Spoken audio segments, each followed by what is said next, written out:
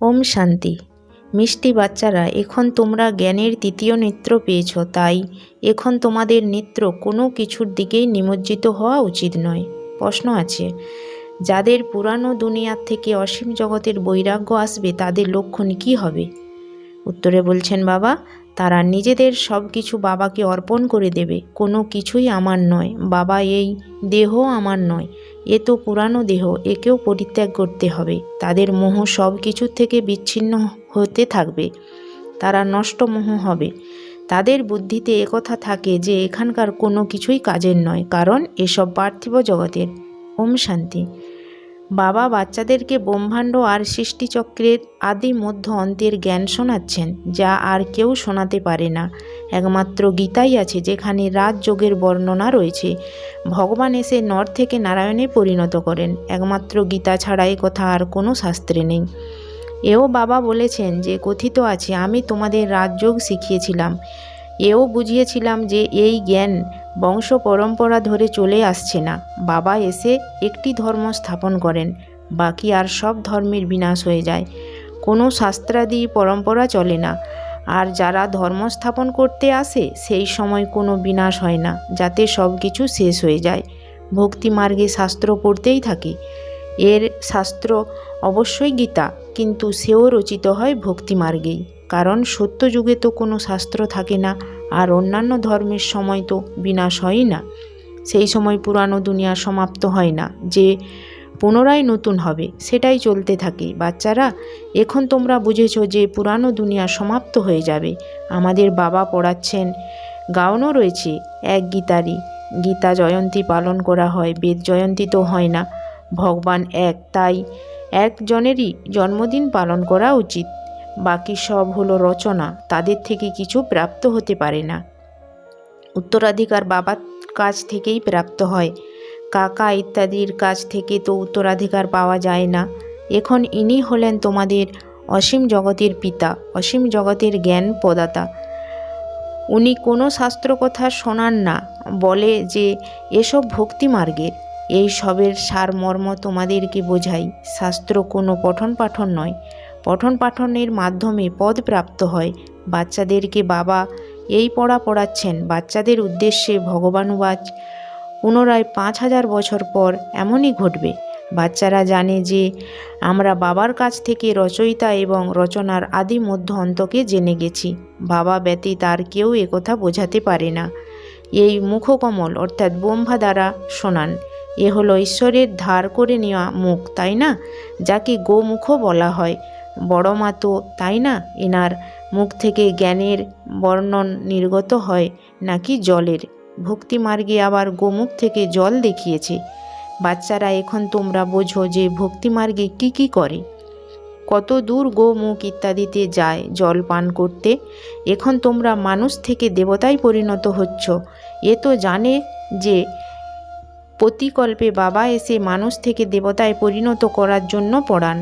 দেখো কিভাবে পড়ান। তোমরা সকলকে বলতে পারো, ভগবান আমাদের পড়াচ্ছেন। তিনি বলেন, মামেকম, একমাত্র আমাকেই স্মরণ করো, তাহলেই তোমাদের বিকর্ম বিনাশ হয়ে যাবে। তোমরা জানো যে সত্যযুগে অল্প সংখ্যক মানুষ থাকে, কলিযুগে কত অসংখ্য মানুষ। বাবা এসে আদি সনাতন দেবী দেবতা ধর্মের স্থাপনা করছেন।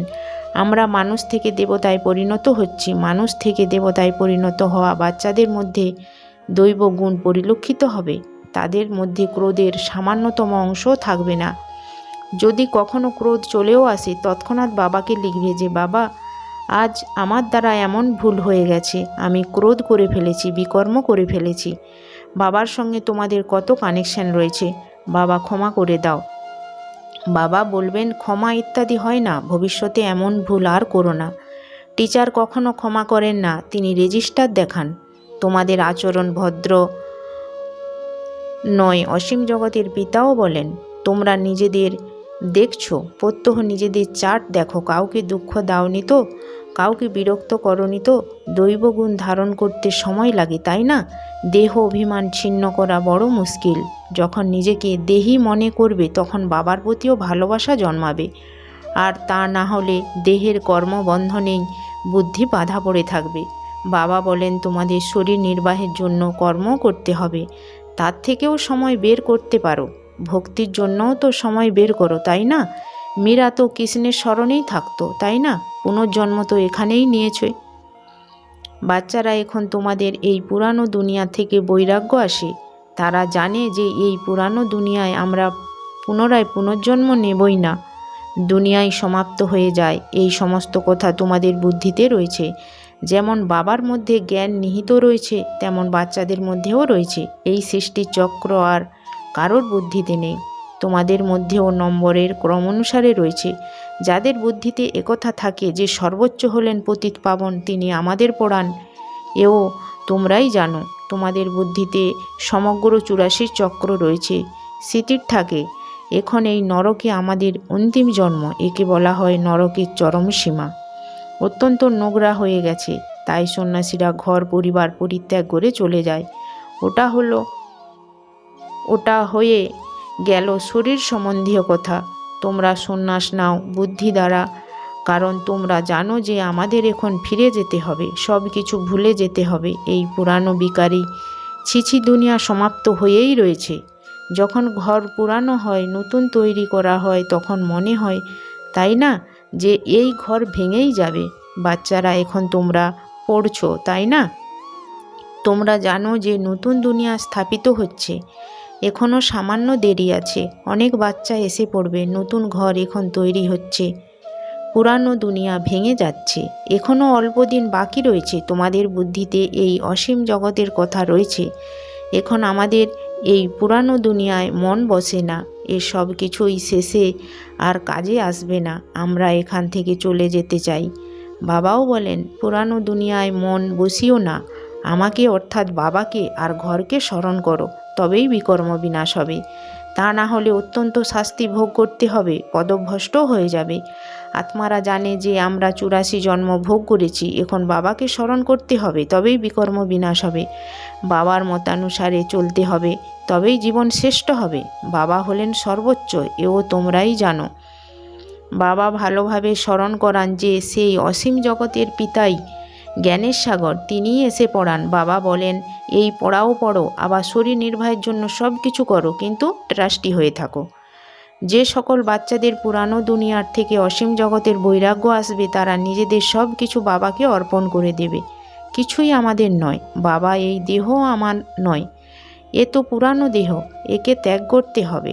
সব কিছু থেকে মোহবন্ধন ছিন্ন হয়ে যায়, নষ্টমোহ হতে হবে। এ হলো অসীম জগতের বৈরাগ্য, ওটা হলো পার্থিব জগতের বৈরাগ্য। বুদ্ধিতে রয়েছে যে আমরা স্বর্গে গিয়ে নিজেদের মহল তৈরি করব। এখানকার কোনো কিছুই কাজে লাগবে না, কারণ এ সব কিছুই পার্থিব জগতের। তোমরা এখন সসীম জগৎ থেকে বেরিয়ে অসীম জগতে গমন করছো। তোমাদের বুদ্ধিতে সেই অসীম জগতের জ্ঞান থাকা উচিত। এখন আর কারোর দিকে চোখ যেন ডুবে না যায়।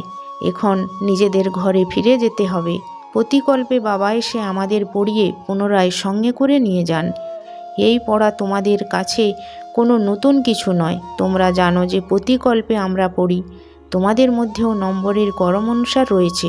সমগ্র দুনিয়ায় কত অসংখ্য মানুষ রয়েছে, কিন্তু তোমরা কি জানো যে ধীরে ধীরে এই ব্রাহ্মণদের বৃক্ষ বৃদ্ধিপ্রাপ্ত হতে থাকে?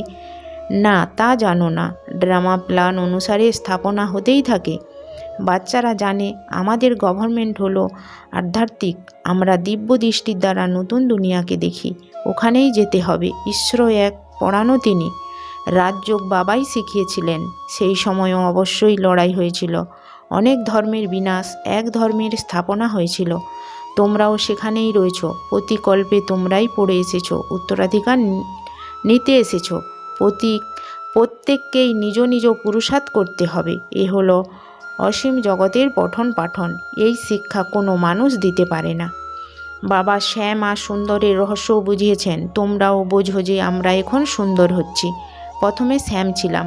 কৃষ্ণ কি একলাই ছিল? না, তা ছিল না, সমগ্র রাজধানী ছিল, তাই না? এখন তোমরা জানো যে আমরা নরকবাসী থেকে স্বর্গবাসী হচ্ছি।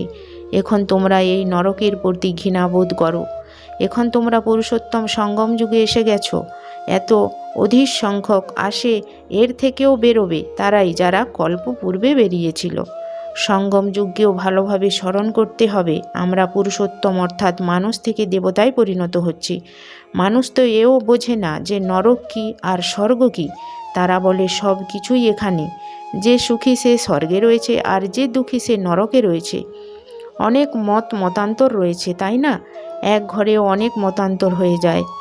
সন্তানাদির সঙ্গে মোহের তার সংযুক্ত হয়ে যায়, তা সহজে ছিন্ন হতে চায় না। মোহের বশে তারা বুঝতে পারে না যে আমরা কিভাবে থাকি। তারা জিজ্ঞাসা করে যে সন্তানের বিবাহ করাবো কি? কিন্তু বাচ্চাদের এই নিয়মও বোঝানো হয় যে একদিকে তোমরা স্বর্গবাসী হওয়ার জন্য জ্ঞান অর্জন করছো, আর অন্যদিকে জিজ্ঞাসা করছো যে ওদের নরকে পাঠাবো কি? জিজ্ঞাসা যখন করছো তখন বাবা বলবেন যাও গিয়ে তা করো। বাবাকে জিজ্ঞাসা করলে বাবা বোঝান যে এদের মোহ রয়েছে, এখন না বললেও কথার অবজ্ঞা করবে। কন্যাদের তো করাতেই হবে, তা না হলে সঙ্গদোষে খারাপ হয়ে যায়। পুত্রদেরও নাও করাতে পারো, কিন্তু সাহস চাই, তাই না? বাবা এনাকে দিয়ে অভিনয় করিয়েছেন, তাই না? এনাকে দেখে আবার অন্যরাও করতে শুরু করেছে। ঘরেও অনেক ঝগড়া শুরু হয়ে যায়। এ হলোই লড়াই ঝগড়ার জগৎ, কাঁটার জঙ্গল, তাই না? পরস্পরকে আঘাত করতে থাকে। স্বর্গকে বলা হয় বাগিচা, এ হলো জঙ্গল। বাবা এসে কাঁটা থেকে ফুলে পরিণত করেন, অতি সামান্যই বেরোয়।